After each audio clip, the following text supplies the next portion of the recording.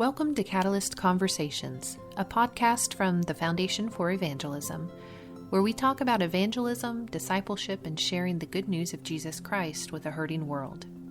We hope that this podcast series can help you start a conversation in your faith community. In this episode, a group of 2023 Equipping the Local Church grant recipients discuss the transformation they've seen in their community and the new relationships that have been formed.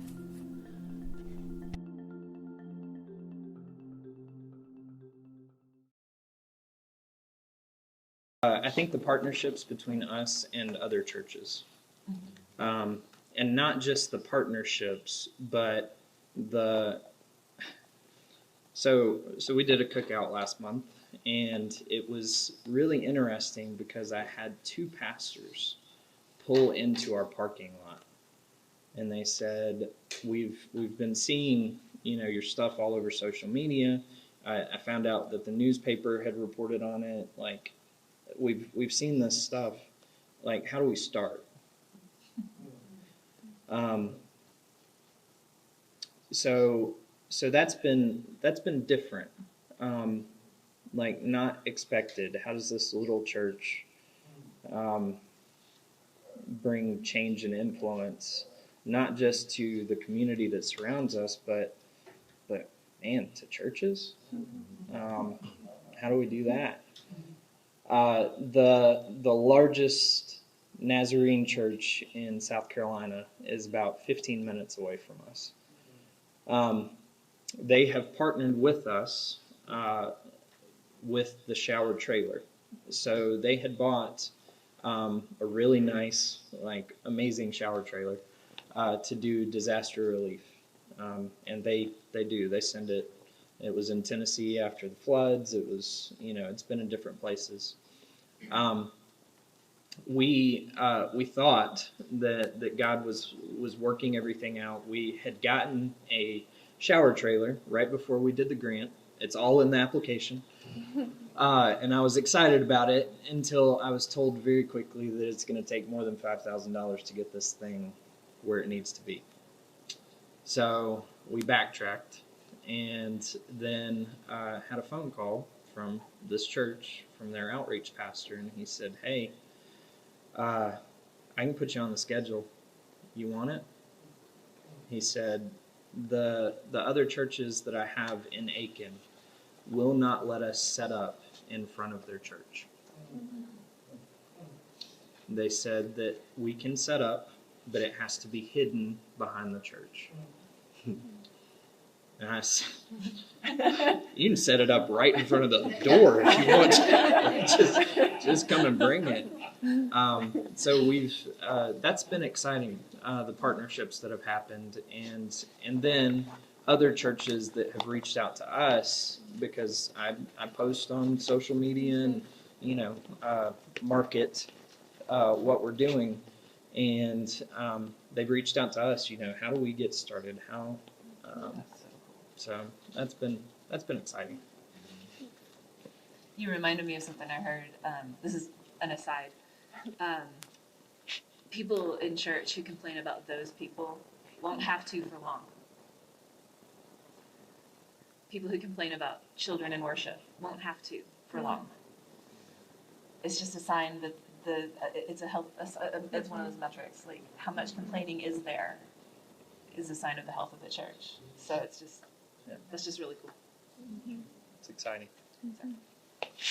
We go back to your regularly scheduled program. Mary Beth wanted to talk first again. You reminded me of that, and I thought it was cool. I thought it was a cool insight. I love it. I think for us, one of the transformations that we're seeing is people rethinking the use of our space. And my church has a bit of a unique real estate history, to say the least. We're still trying to figure out how are we faithful in the space that we have.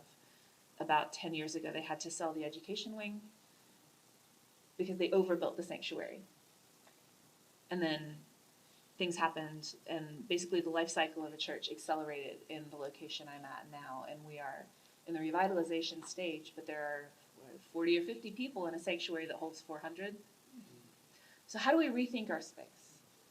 And it was not one of the goals of the grant, but it is part of the transformation that we're seeing. Is, we have all of this land. Why are we mowing it? Let's plant something else there.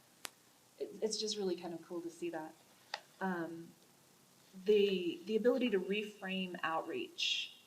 For the history of our church, the outreach committee was in charge of loading the trailer and going counties away. Outreach was not something that happened locally. So, again, what if we did this? The terms of the grant, it's just been very helpful to have that written. No, we got the grant that we were awarded was for the 20-mile radius where we are. We have people who commute from a ways away to come to worship with us.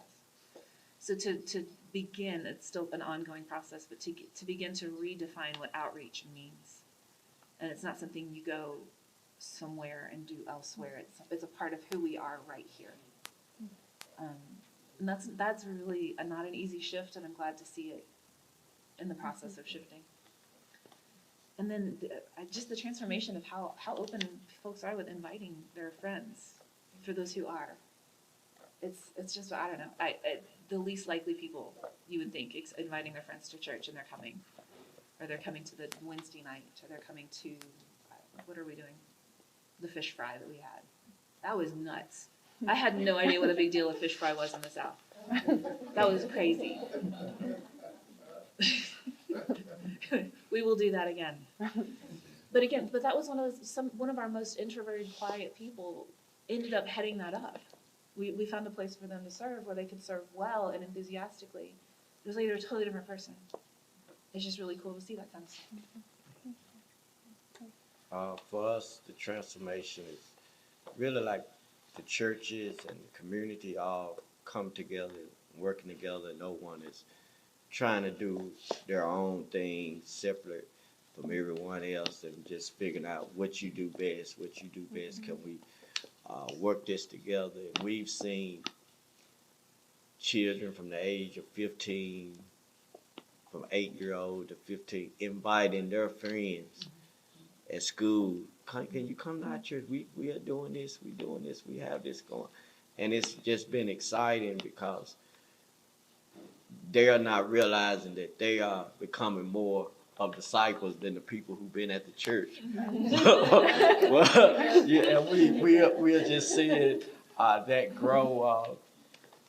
About 2 months ago, after the grad, my administrative assistant called me. She's like, Trey Fly, I was want to talk to you. I said, Trey Fly. I said, he from Durham. He played for the New Orleans Pelicans. I said, you want to talk to me?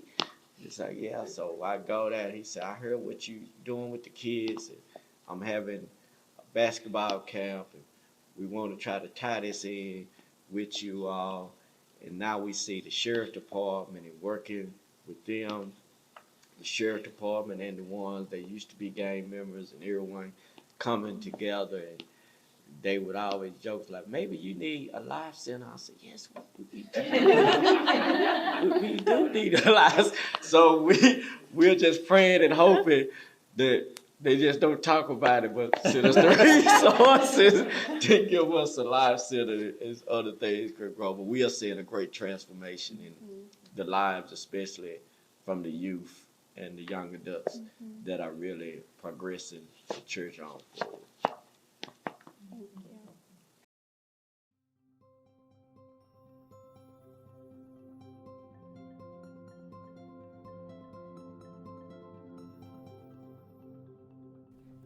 Thanks for listening to this episode of Catalyst Conversations. We invite you to use this and our other episodes to start or keep a discussion going in your community. We hope you'll join us in celebrating the Foundation's 75th year. We have several in-person and virtual events planned, and you can find out more by going to foundationforevangelism.org/75 years.